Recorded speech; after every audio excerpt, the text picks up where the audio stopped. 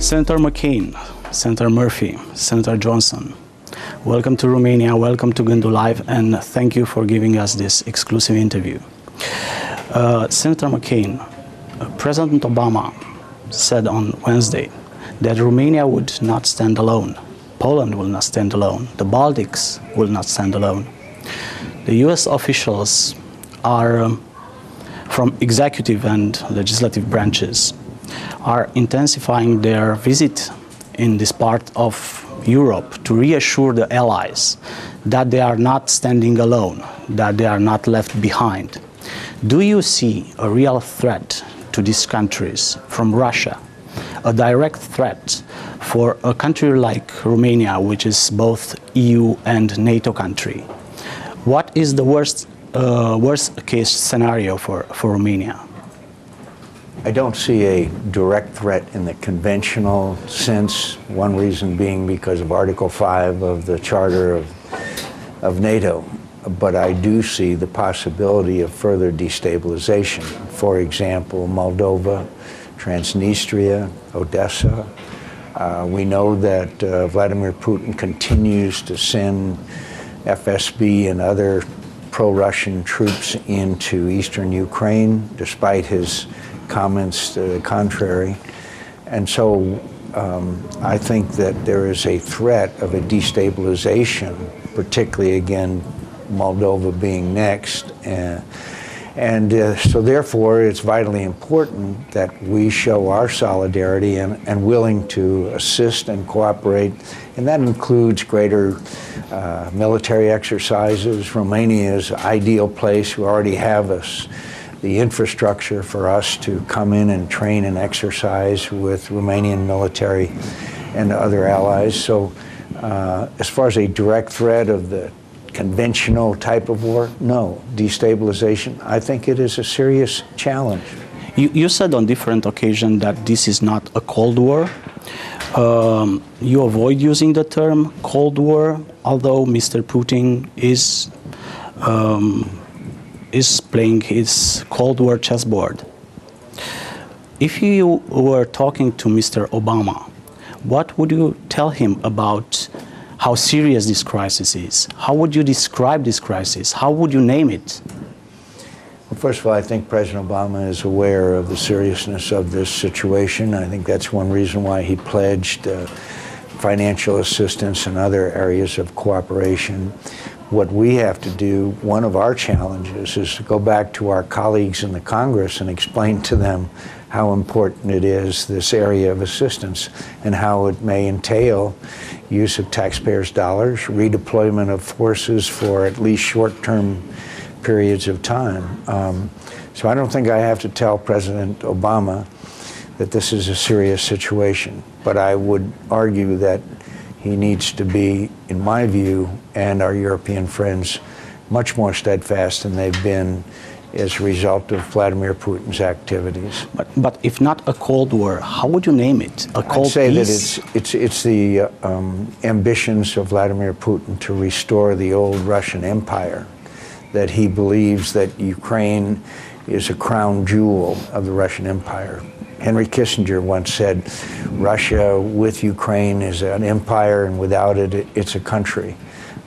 So I think that it's a period of Vladimir Putin trying to use various tools at his disposal, including energy, to affect events in order to increase Russian influence, particularly in Eastern Europe.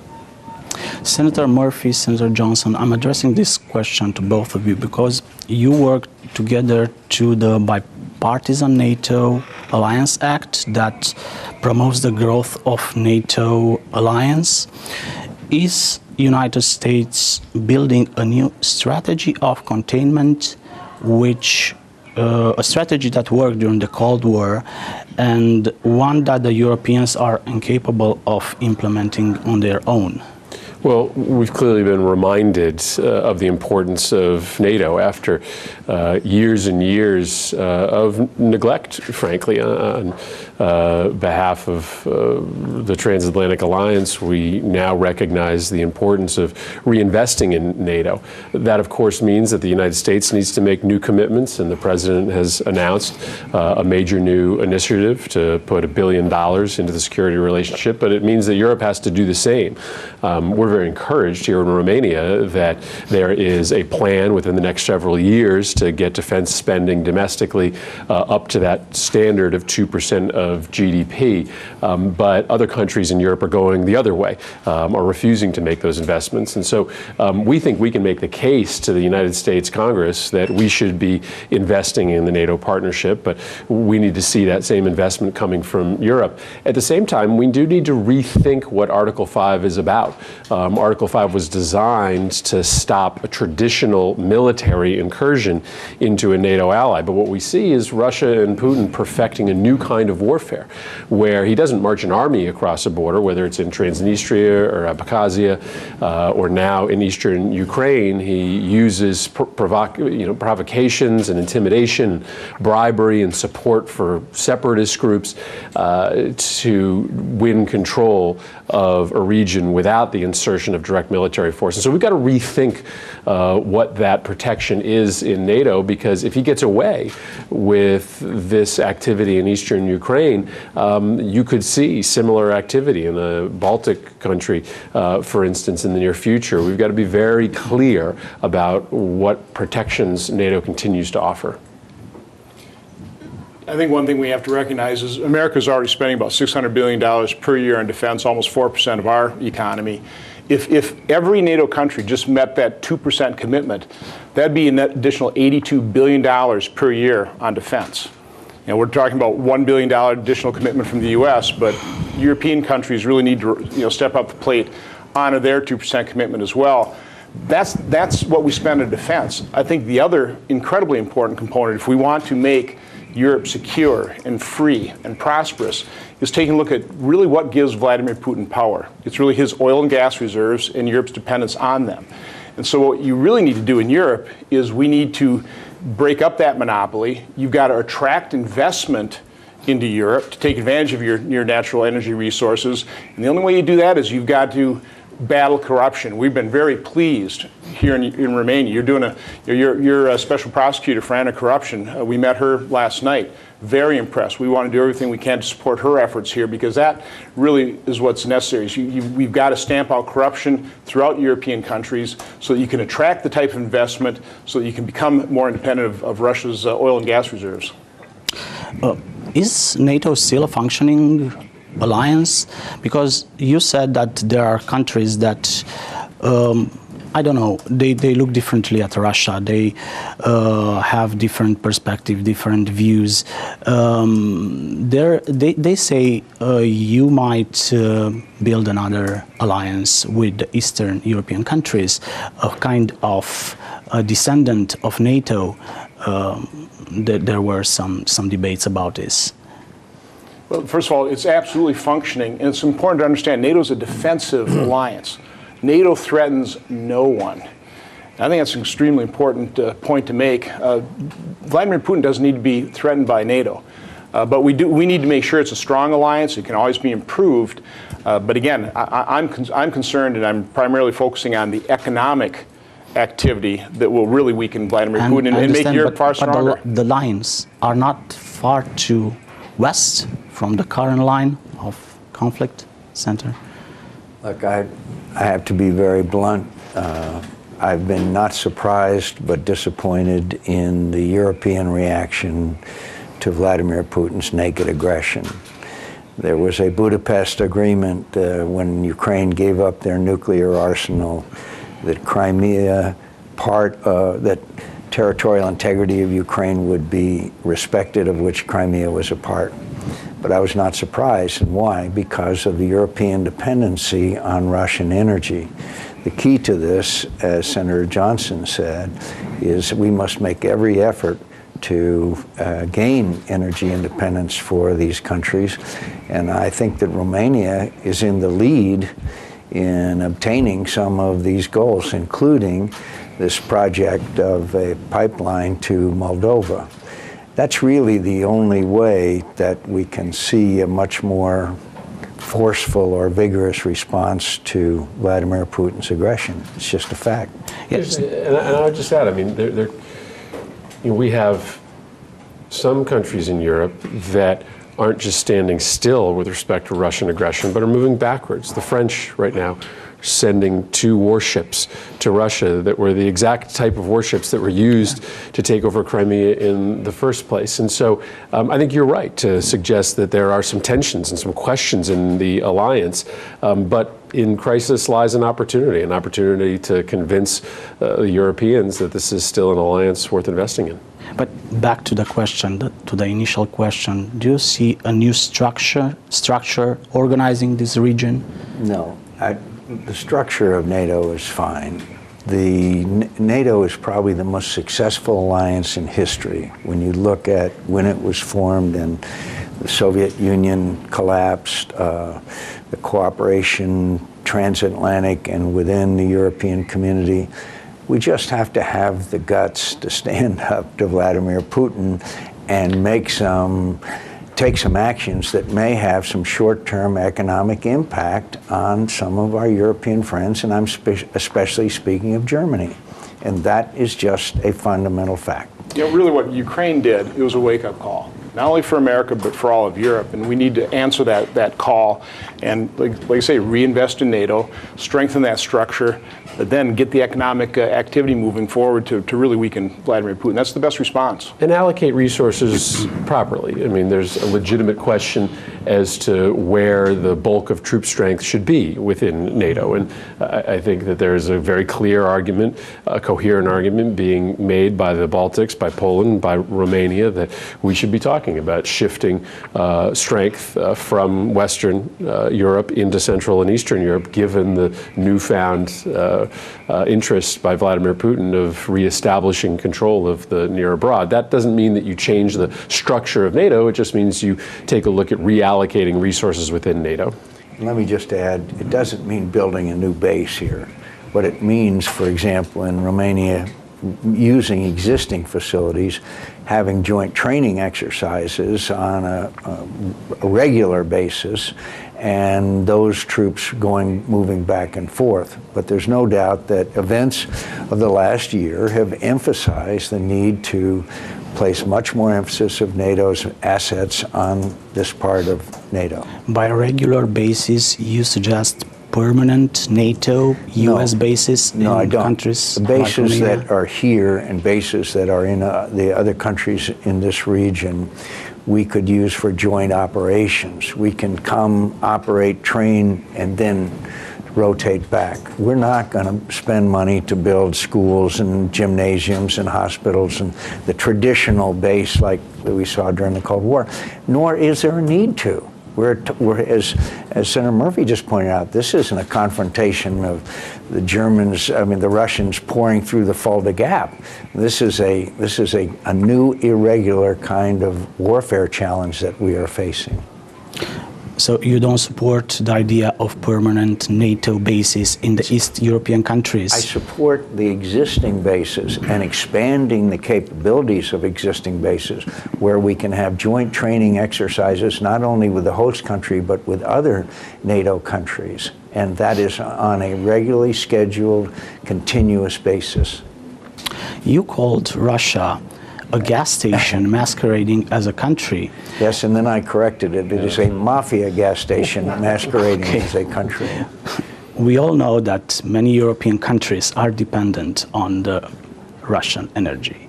Do you, senators, see a short-time solution to bypass this dependency, this European dependency on Russian energy? You know, it would be helpful if the United States announced that we were going to let the applications proceed forward to LNG terminals so we can start exporting a lot of the natural gas that we're just wasting. We're just flaring in America because we don't have markets for it. I think that just short-term signaling that we are going to be breaking up that oil monopoly by Vladimir Putin would be important. But again, if we'd really attack corruption... This should be an investment from both parts, right? Again, if we would start attacking corruption in Eastern Europe so that investment would flow into Europe so you can start using your own natural resources. I know there are environmental concerns. We have a huge energy revolution in America because of hydraulic fracturing. You have energy resources here in Europe, and that also would be very helpful if you'd start tapping into those as well.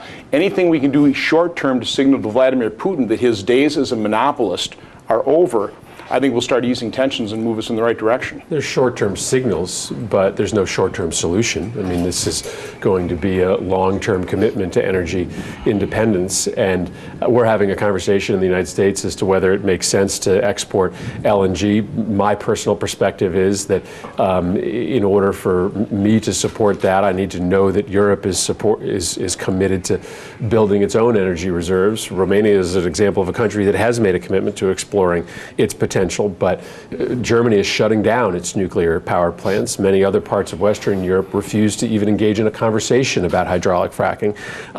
So this needs to be a partnership, and I think the suggestion made by Tusk about a new energy collective in Europe is really, really important.